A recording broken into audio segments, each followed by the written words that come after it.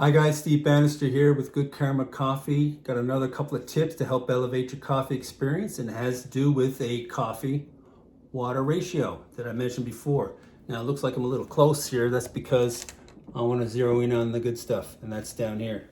So you notice right here I've got my coffee maker, a knife to help clean off my tablespoon, and a scale. Now before anyone panics, you don't need a scale. I'm just using that for demonstration purposes.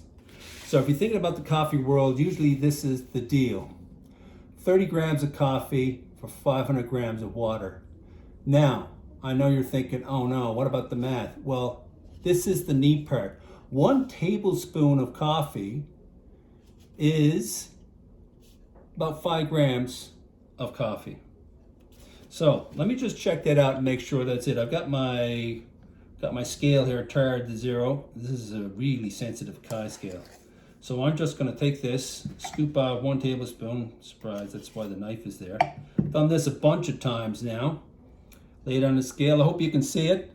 Look at that. 5.0. That's been going 5.0, 4.9. I'm going to try that again and see. See if I can get that lucky. You don't have to do this a bunch of times. I just want to show you that 1 tablespoon of coffee, ground coffee, is going to give you 5 grams of the same ground coffee. A little high. Jeez. Now I'm into it now. I'm going to do one more time. See if I can hit it dead on. 1 level tablespoon of coffee. Boom. Oh, just a little off. Rounds off to 5 grams of coffee. So this works out quite nice. 30 grams of coffee. Now, notice right here I said 500 grams of water, but here's the other neat thing too. 500 grams of water is the same as 500 mils. Well, if we were going to take that a little further, we'd have this one right here is 30 grams of coffee. This one right here is 500 mils. Off you go. So, oh, I forgot to go a little bit further there.